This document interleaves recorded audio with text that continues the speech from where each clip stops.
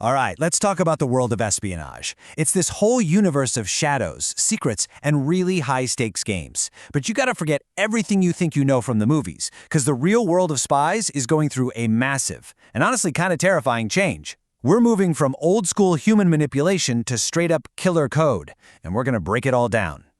But let's start with the absolute basics. What is a spy's job, really, at its core? Well, former CIA officer John Kiriakou puts it about as simply as you can.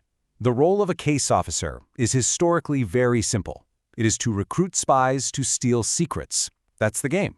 And you know what? That mission has never changed. But how they do it? Oh man, that's where the story gets wild. So, let's kick things off with the foundation of it all. Section 1, the human element.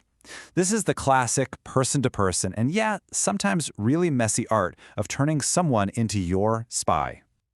So how on earth do you get someone to commit treason for you? Well, the CIA has this surprisingly methodical four-step playbook for it. It's called the asset acquisition cycle.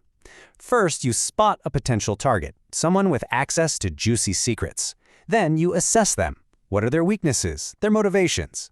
Next, and this is crucial, you develop a real relationship. You become their best friend. And only then, when you are absolutely 100% certain they'll say yes, do you make the pitch. You recruit. And you know, sometimes it's the tiniest, most obscure detail that cracks the whole thing wide open. Get this. They were trying to confirm a source who claimed to know a bomb maker from a terrorist group. The key? The bomb maker had a unique crimp, a signature way he twisted the wires. When the source confessed and then showed them that exact same crimp, bam, they knew they had their man. It's those little tells. That's the real currency in this business. Okay, so you have your asset. Meeting them is incredibly risky. You have to know you're not being followed. And that's where something called a surveillance detection route, or SDR, comes in. This isn't just some random drive around the block. No, it's a meticulously planned route with totally believable stops. You know, the dry cleaner, a wine shop, all designed to make anyone tailing you stick out like a sore thumb. But sometimes, you've got to get a little provocative. An SDR isn't always a casual drive. To really smoke out a tail, agents will do things no normal person would ever do. I mean, can you imagine just sprinting across an 8-lane highway, or doing something called stair-stepping, making all these sharp, illogical turns through quiet neighborhoods? And here's a true story from our source. One agent drove an hour out of his way just to get a TGI Friday sandwich. It was so bizarre that headquarters immediately flagged it as a bonehead move that could get him caught. And this slide right here gets to the heart of the massive shift we're talking about. The old spy toolkit, right? It was all about human deception. Disguises, secret pockets in your coat, briefcases with hidden compartments, classic stuff. But today, the game has completely changed. Now we're talking about hacking your car from miles away, using AI to draw up targeting lists, and turning your own smart TV into a listening device. And that brings us right into our second section where the rulebook gets thrown out the window. Welcome to the world of the digital ghost. So back in 2017, WikiLeaks dropped a bombshell, the Vault 7 documents. This was a gigantic leak of the CIA's most secret cyber weapons, and it revealed some truly terrifying capabilities.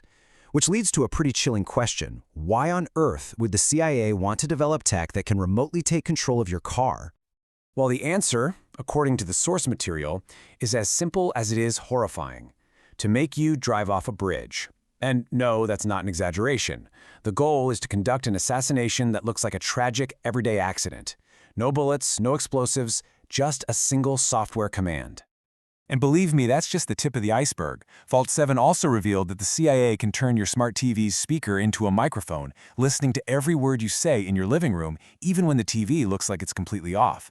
They can hack into computer systems and plant digital fingerprints to make it look like Russia or Iran did it. And forget about needing huge teams of analysts anymore. AI can now sift through mountains of data in seconds, generating kill lists from metadata alone. So here's the crucial thing to understand. It's not just the technology that's changed. It's also who's pulling the trigger. And that brings us to our final section, outsourcing the dirty work. Now, this raises a huge legal and ethical question, right? We think of spies as government agents. But what about private military contractors, like the infamous Blackwater?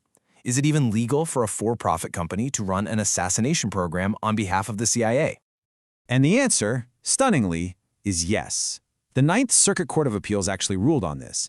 They said as long as there's a written contract and these contractors are acting on behalf of the CIA with presidential authority, it's legal. This just completely blurs the lines of accountability, and it creates this perfect system of plausible deniability for the government's most sensitive operations. And it isn't just American contractors. I mean, look at our allies, like Israel's Mossad. Their tradecraft is just legendary for its brutal efficiency. After one assassination in a Dubai hotel room, the source notes something incredible. Quote, "They were somehow able to lock the door from the inside. It was a latch chain lock. Investigators were stumped for ages. They couldn't figure out how it was done. It was like a ghost was there and then just vanished." And think about the skill level that takes. Dubai has one of the most sophisticated CCTV networks in the entire world. After that hit, they identified 26 suspects connected to the Mossad team on camera. 26 people who just evaporated. Not a single one was ever identified or caught. They were ghosts. So let's pull all this together. The mission, the fundamental why of espionage, it's still the same: steal secrets. But the tools have evolved from clever gadgets into almost godlike cyber weapons. And the operators? They're not just government case offices anymore. They're private contractors and elite special forces, all operating in the deepest, darkest shadows. Which really just leaves us with one final, very unsettling question.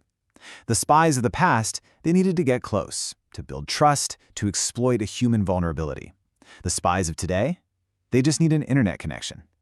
So when the tools of espionage become this powerful, this easy to get, and they're in the hands of governments and private companies, who really is safe anymore?